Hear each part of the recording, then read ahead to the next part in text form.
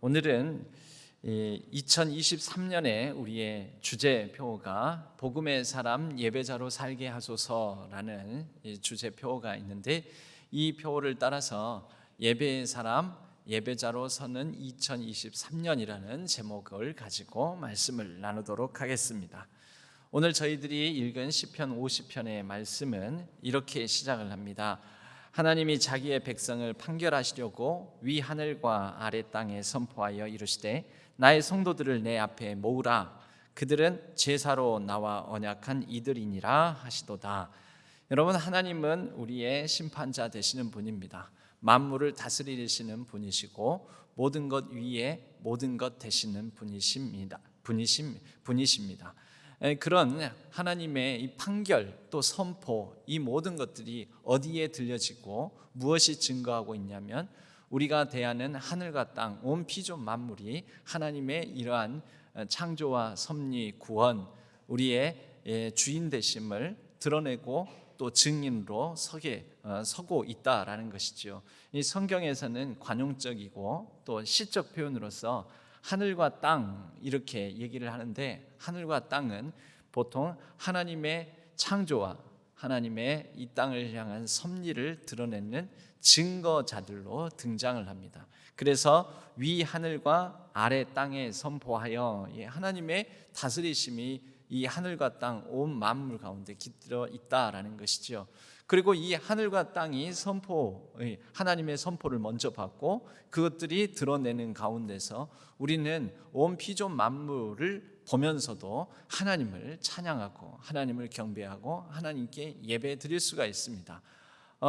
이 아름다운 세상 산청 강하를 보면서 우리가 이야 기가 막히다 감탄하고 경외하지 않습니까? 그럴 때 우리가 하나님을 믿는 사람이라면 하나님께서 지으신 온 세상 이 만물들이 참으로 기가 막히다, 대단하다, 하나님께서 실로 위대하신 분이다, 이렇게 그 감탄과 경외를 다시 하나님께 드리는 거죠. 여러분, 그러한 반응들이 뭐냐면 예배라고 말할 수 있습니다.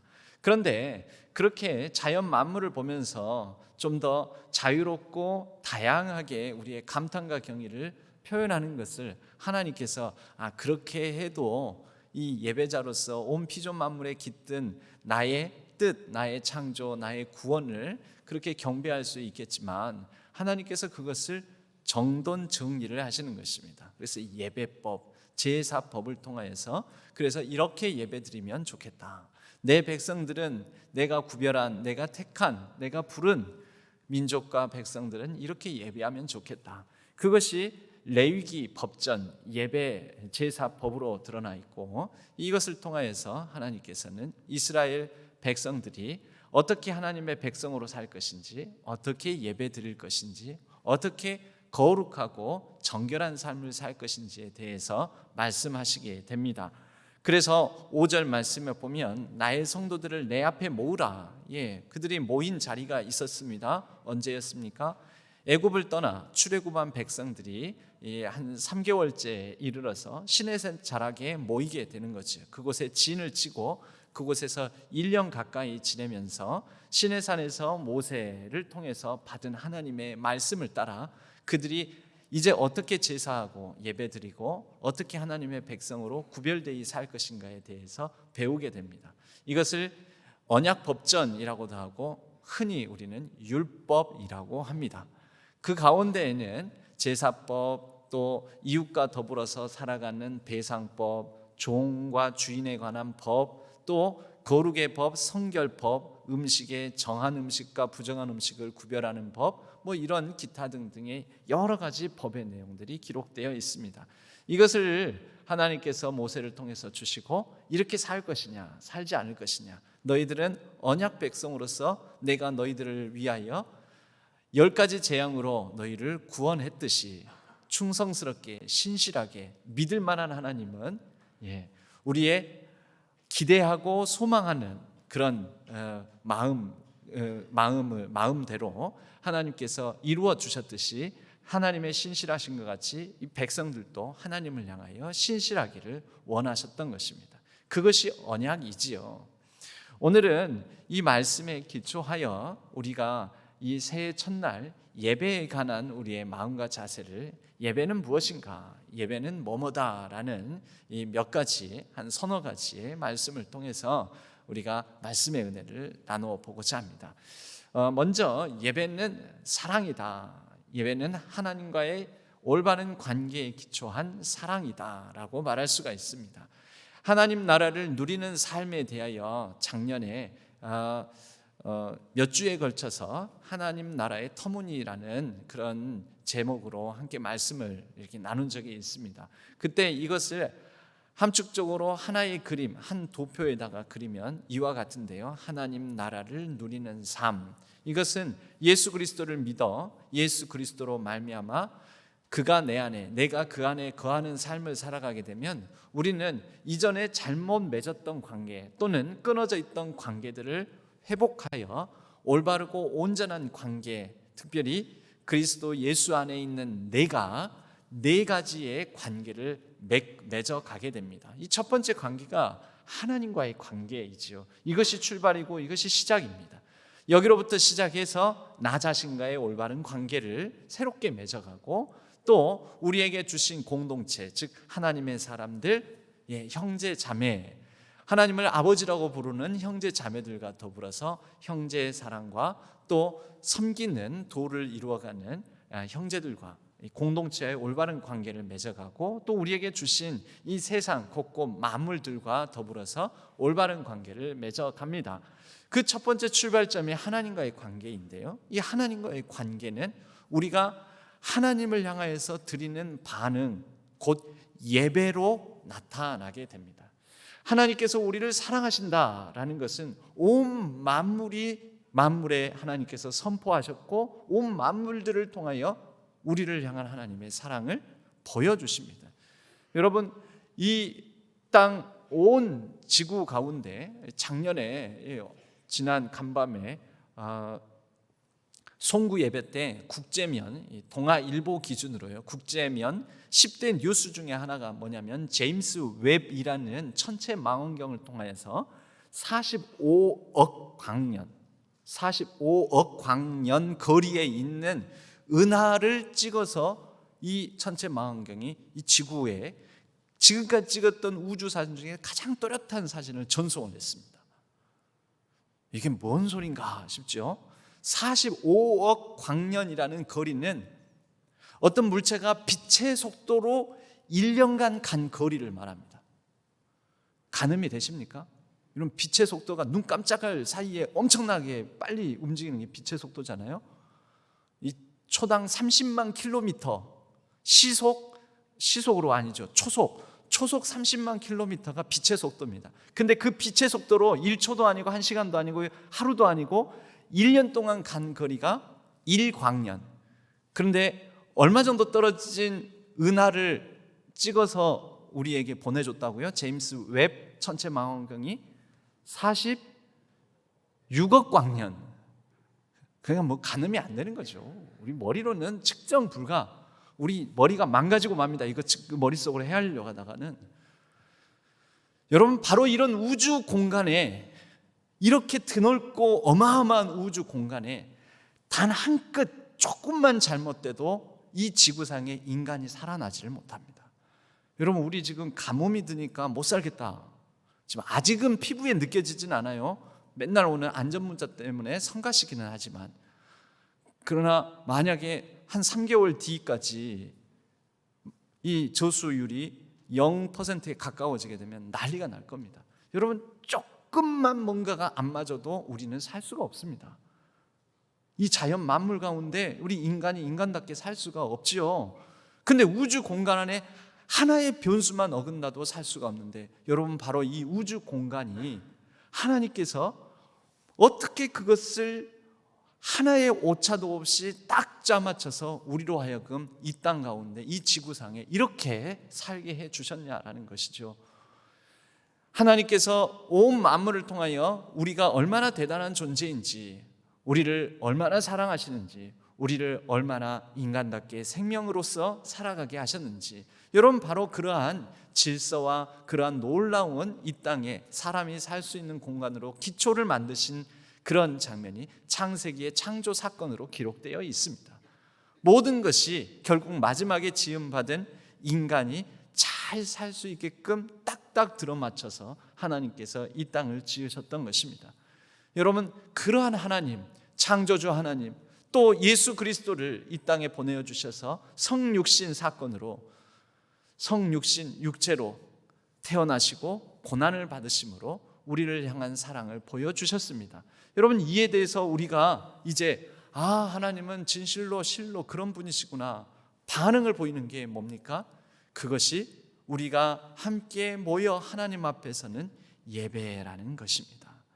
이 예배는 하나님을 향한 우리의 감탄, 하나님께서는 우리를 그렇게 사랑하시고 구원하시고 이렇게 생명을 안고 살게 해주셨군요, 아하 그렇군요 라는 반응을 보이는 것이, 하나님은 나와 그런 관계를 맺고 싶어하는 분이시군요 하고 우리의 또 사랑의 반응을 보이는 것이 예배라고 말할 수가 있습니다. 어린 왕자에 보면 그런 구절이 나옵니다. 어린 왕자가 한 행성에 살면서 장미꽃, 장미 하나를 키우게 되는데요, 그때 여우가 또 있습니다. 그런데 이 여우와의 대화 가운데서 길들여진다라는 것에 대한 의미를 얘기를 합니다. 길들여진다라는 것은 무엇이냐? 이 세상에 오직 하나밖에 없는 존재가 되는 것. 여러분, 표현이 이상하지만 이건 문학적이고 시적 표현이라는 것으로 이해를 하시기 바랍니다. 여러분, 이 세상에 오직 유일무이한 하나밖에 없는 존재로서 하나님께 나아간다면, 하나님은 나에게 이 세상에 오직 하나밖에 없는 분이십니다. 여러분, 그러면 우리는 하나님과 길들여지고 길드는 관계를 맺게 되는 것이지요. 그 어린 왕자에는 이런 구절도 나옵니다. 너가 4시에 온다면 나는 3시부터 행복할 거야. 여러분, 예배는 그렇습니다. 하나님께 예배를 드린다는 것은 그렇게 길들여진 관계 속에서, 사랑의 관계 속에서 사랑을 표현하는 거죠.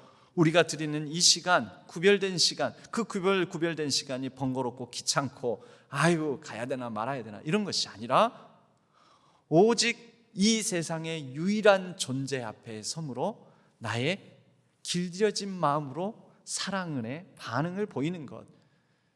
여러분, 이 길들여진다라는 것은 어린 왕자라는 소설 안에서는 사랑의 관계에 대한 표현입니다. 예배는 무엇입니까? 여러분, 예배는 하나님 안에서 하나님께 길들여지는 것입니다.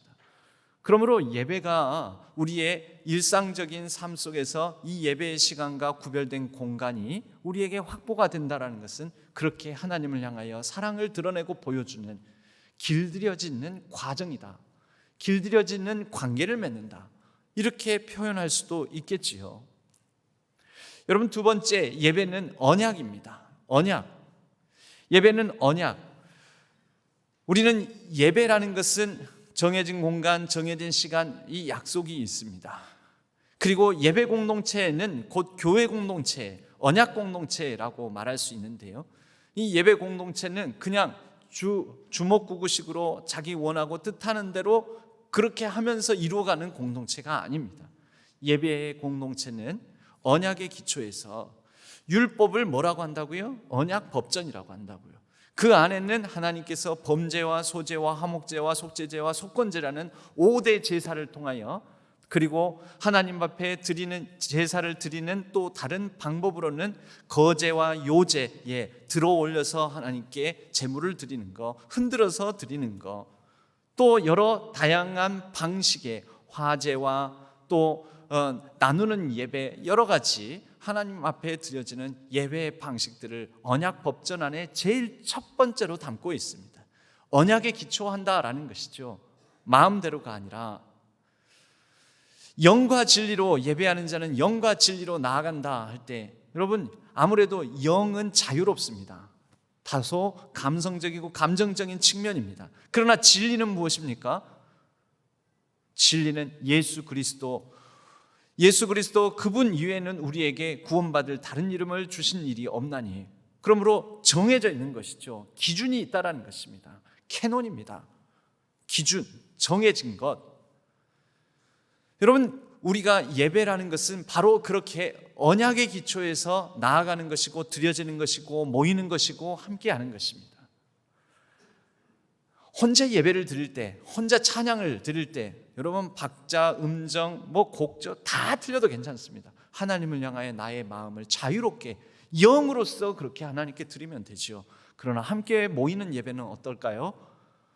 각자만 난 지금 기도하고 싶고, 난 지금 찬양하고 싶고, 난 지금 말씀 읽고 싶고, 난 지금 말씀 듣고 싶고, 나는 2박자로 부르고 싶고, 나는 3박자로 부르고 싶고, 나는 4박자로 부르고 싶고, 나는 내 키대로, 내가 원하는 키대로 내 마음대로 부르고 싶고. 그렇지 않죠. 예배는 함께 모여서 조율하여, 우리 찬양대가 예를 들어서 찬양대가 각자가 악기가 각자의 대원들이 그날 정해진 곡을 자기 마음대로 부른다면, 아니 정해진 곡도 아니고 나는 이 노래 부를래, 또 저 사람은 저 노래 부르고 싶다고 그렇게 한다면 말이 안 되지 않습니까? 영과 진리, 그 언약 안에서 여러분, 목사는 목사대로 하나님 앞에 언약 서약을 통하여서 하나님 앞에서 받은 그 역할과 직분대로, 장로와 권사와 집사도 그 언약 가운데에서 우리는 그런 신실함으로 언약을 지키며 반응하고 그렇게 공동체를 이루어가며 예배의 공동체, 언약 공동체를 이루어가는 것입니다. 예배는 무질서함이 아니라 하나님께서 주신 질서 안에서 함께 어우러져 가는, 하나님의 울림을 따라 어우러져 가는, 어울림을 이루는 그러한 모습이 바로 예배, 언약 공동체인 것입니다. 하나님은 우리에게 어제나 오늘이나 내일이나 영원토록 변함없으신, 이것을 우리는 뭐라고 말할 수 있냐면 신실하시다. 신실하다는 것은 충성스럽다라는 것입니다. 여러분, 주인이 밖에 나갔다가 돌아오면은 우리 집에서 키우는 개는 주인을 향하여서 항상 꼬리를 흔드는 것이죠.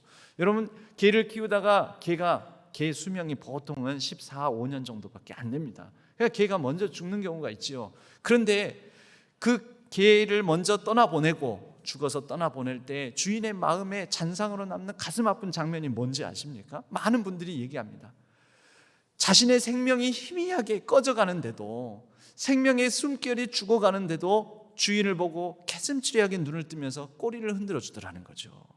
그 장면이 내리에 남아가지고 주인의 마음을 아프게 하는 것입니다. 눈물 짓게 하는 것이죠. 여러분, 그게 뭘까요?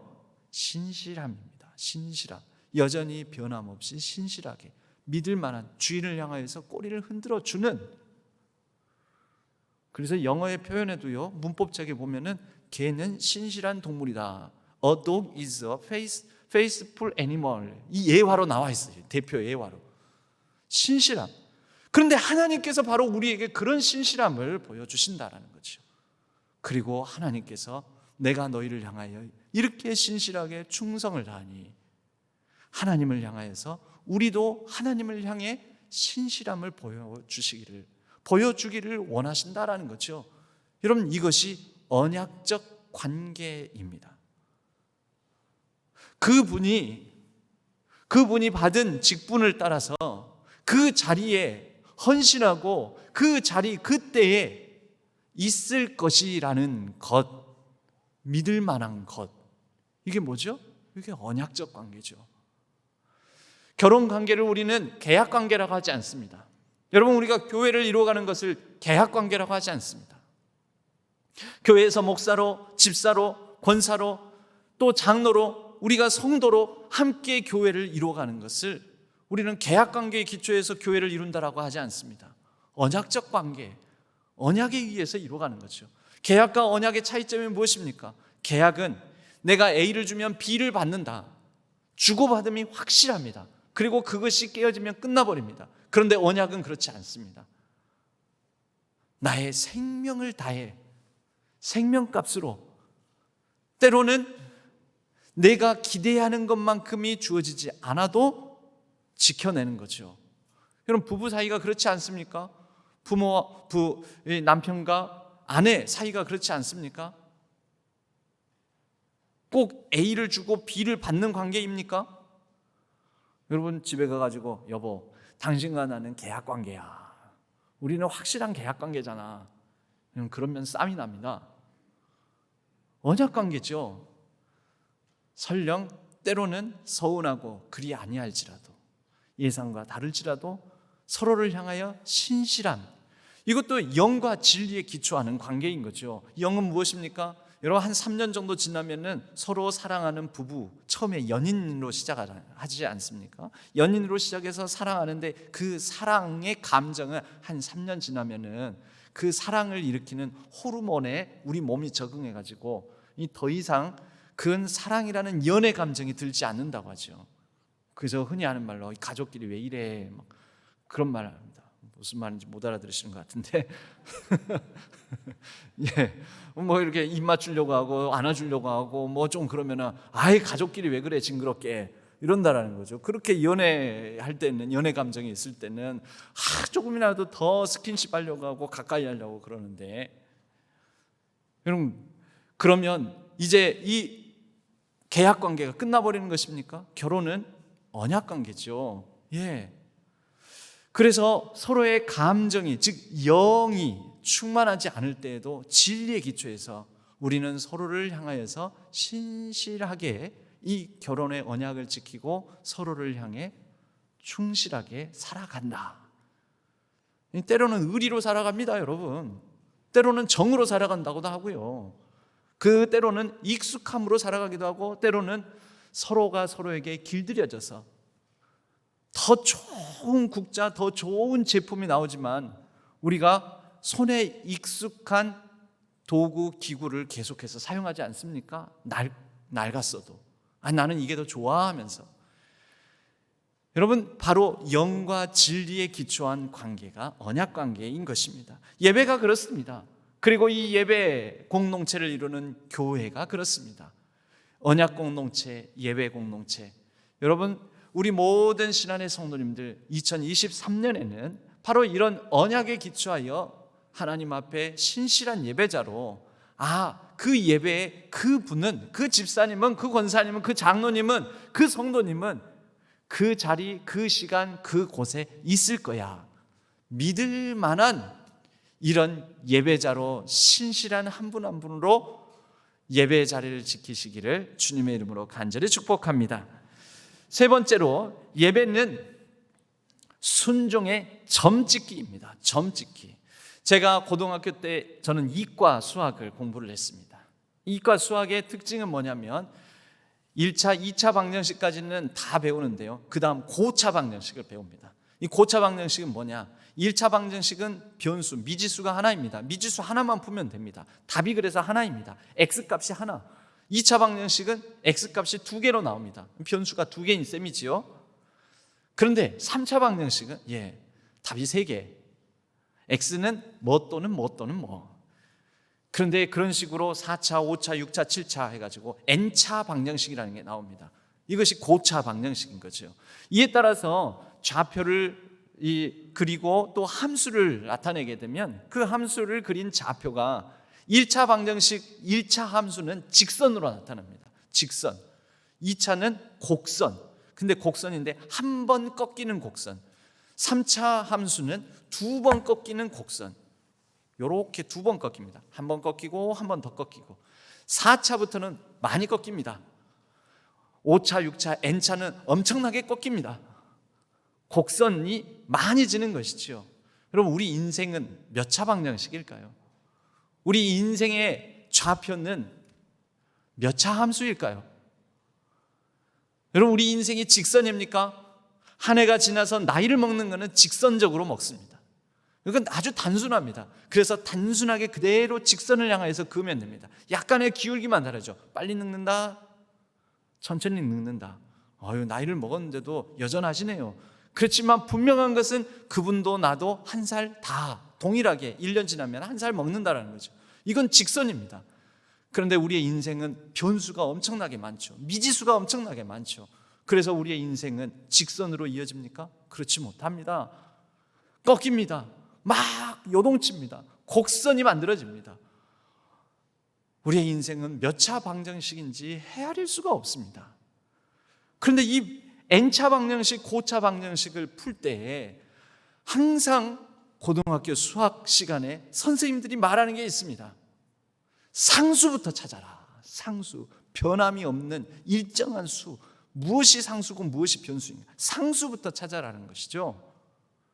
그럼 우리에게 있어서 상수가 무엇입니까? 어제나 오늘이나 내일도 변함없는 하나님, 너희와 항상, 세상 끝날까지 너희와 항상 있을 것이다. 항상 상수, 우리에게 있어서 상수는 오직 유일하신 하나님, 그분이 우리의 상수인 줄로 믿습니다. 그래서 여러분, 예배는 바로 이 상수이신, 여전히 변함없는 그 하나님 앞에 우리가 서는 것이죠. 그리고 정점을 찍는 것. 여러분, 함수를 그리는데요, 이 1차 직선 함수도 계속 어디다가 그려야 될지, 이렇게 그려야 될지, 이렇게 그려야 될지, 이렇게 그려야 될지, 어떤 기울기로 해야 될지 모르는데, 그러나 반드시 어떤 기울기 값을 갖더라도 변함없이 지나는 정해진 점, 확정된 점, 정점을 찾으라는 것이죠. 복잡한 수학 문제일수록 상수와 정점, 이것을 찾는 것이 중요하였습니다. 그래서 복잡한 문제도 제일 첫 걸음, 한 걸음부터 상수와 정점을 찾아서, 여러분, 예배가 바로 우리의 인생의 정해진 점, 정점입니다. 시간, 공간을 한 점을 탁 찍는 것이죠. 어떤 분들은 그런 말씀하십니다. 시간 내서 교회 가볼게요. 시간 내서. 여러분, 불변의 진리 중에 하나가요, 시간 내서 뭐 하려면은 그럴 시간이 우리에게 안 생긴다라는 것입니다. 참 희한하죠? 우리 인생에 내가 시간 내서 시간 나면 뭐 하겠다라는 것은 영원히 이루어지지 않습니다. 여러분, 시간이 언제 납니까? 시간을 내야 나는 거죠. 그래서 책을 읽는 것도 시간이 나면 책을 읽겠습니다. 이런 분들은 1년이 가야 책 한 권도 못 읽습니다. 시간이 나면 연애하겠습니다. 그 특징이 있죠. 못쏠남, 못 쏠려. 모태부터 솔로인 여자, 모태부터 솔로인 남자. 시간 나면 연애하는 게 아니고 시간 내서 연애하는 것입니다. 여러분, 예배, 시간 나면 예배 드리겠습니다. 그런 분들은 예배를 못 지켜냅니다. 정점이 없는 거죠. 정해진 점이. 상수가 없는 거죠. 그분 삶에는.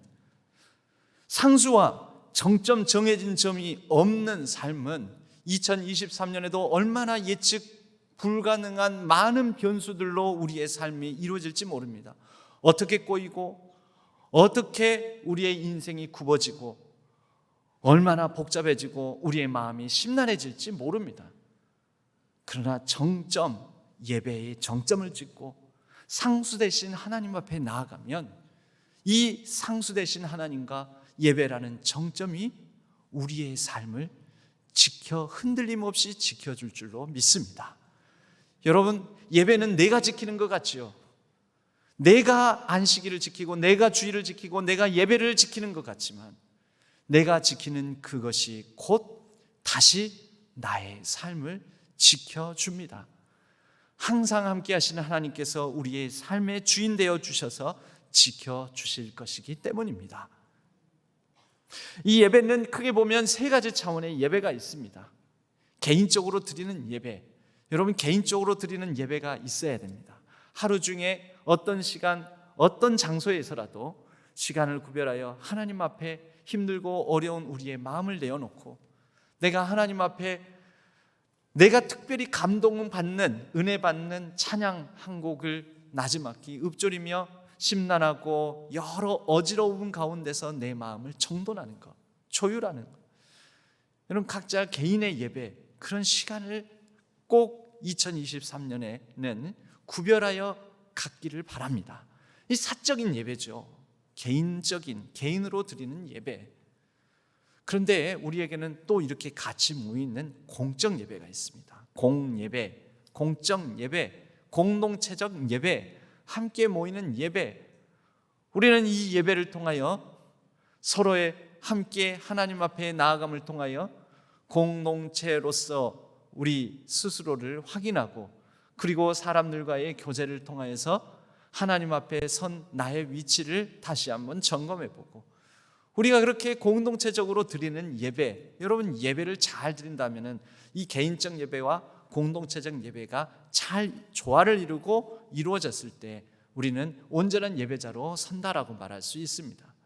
그런데 또 다른 차원의 예배가 있습니다. 오늘 로마서 12장 1절 말씀에 있듯이 그러므로 형제들아 내가 하나님의 모든 자비하심으로 너희를 권하노니 너희 몸을 하나님이 기뻐하시는 거룩한 산 제물로 드리라. 이는 너희가 드릴 영적 예배니라.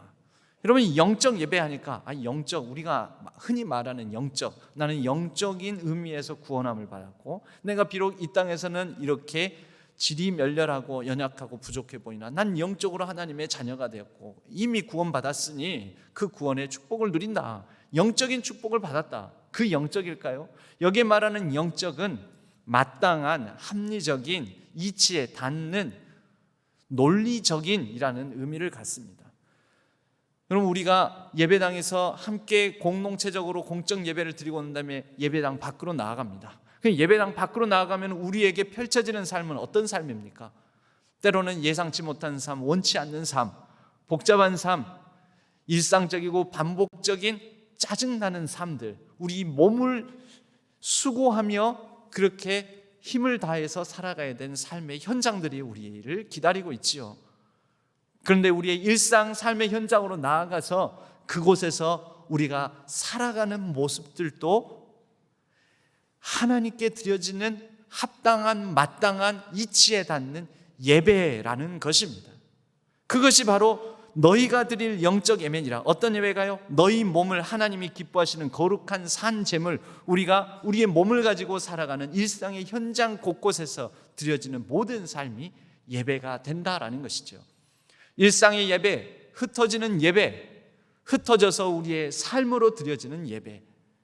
여러분이 이 예배까지 갖춰줄 때 우리가 하나님 앞에 함께 모여서 드리는, 교회당에서 드리는 이 예배까지도 완성되는 것입니다. 아벨과 가인의 제사에 관한 창세기의 말씀이 있습니다. 하나님께서 가인의 제물은 받지 않으시고 아벨의 제물은 받으셨습니다. 그런데 그 표현에는 아벨과 그의 제물은 받으시고 가인과 그의 제물은 받지 않으셨다.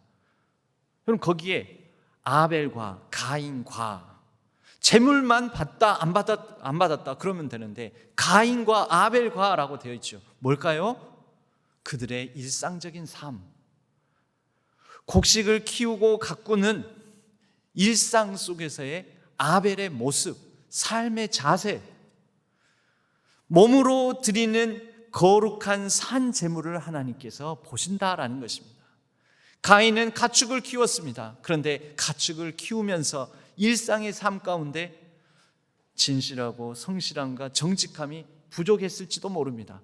하나님께서 그의 삶을 보시고 그의 재물까지도 받지 않으신 것입니다. 여러분 공적 예배, 함께 모이는 이 예배의 자리에서만 거룩하고 경건함이 아니라 우리의 삶으로 나아가서 일상 속에서 우리의 몸으로 하는 말과 행동 모든 것들이 하나님께 드려진다라는 믿음으로 일상에 또한 온전한 예배자가 되시기를 바랍니다. 여러분 마지막으로 우리는 이 예배를 통하여 함께 더불어 모임의 축복을 누립니다. 시편 1편은 복 있는 사람에 대해서 말씀하죠. 복 있는 사람은 악인들의 꾀를 따르지 아니하며 죄인들의 길에 서지 아니하며 오만한 자들의 자리에 앉지 아니하고 오직 여호와의 율법을 즐거워하여 그의 율법을 주야로 묵상하는도다. 그런데요, 여기에서 보면 복 있는 사람과 대비하는 것이 악인들, 죄인들, 오만한 자들 그룹을 말합니다. 복수를 말하고 있지요. 모임을 말하는 것입니다. 그리고 급기야는 시편 1편 5절에 악인들은 심판을 견디지 못하며 죄인들이 의인들의 모임에 들지 못하리로다. 무릇 의인들의 길은 여호와께서 인정하시나 악인들의 길은 망하리로다. 들로 끝나죠. 의인들의 모임, 의인들의 길은 여호와께서 인정하시나 악인들은 그렇지 못하다.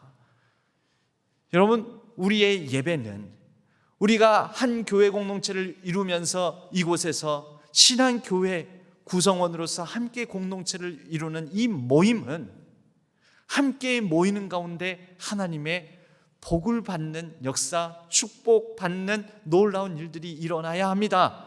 우리의 모임이 어떤 모임이어야 됩니까? 예배를 통해서 이루어가는 의인들의 모임. 그래서 하나님께서 인정하시는 여호와의 인정을 받는 모임. 2023년에는 우리 신한교회 예배 공동체가 신실한 공동체로 하나님의 언약에 기초하여 사랑의 관계를 온전히 드러내는 공동체로, 또 복받는 하나님의 인정을 받는 공동체로 온전히 설 수 있기를 바랍니다. 하나님은 영과 예배하는 자가 영과 진리로 예배를 드리라 라고 예수님께서 말씀하셨고, 그 예수님의 말씀 가운데는 하나님은 이렇게 예배하는 자를 찾으신다라고 말씀하십니다. 2023년 하나님께서 찾으시는 그 한 예배자, 그 예배자가 저와 여러분이 되기를 주님의 이름으로 간절히 축복합니다.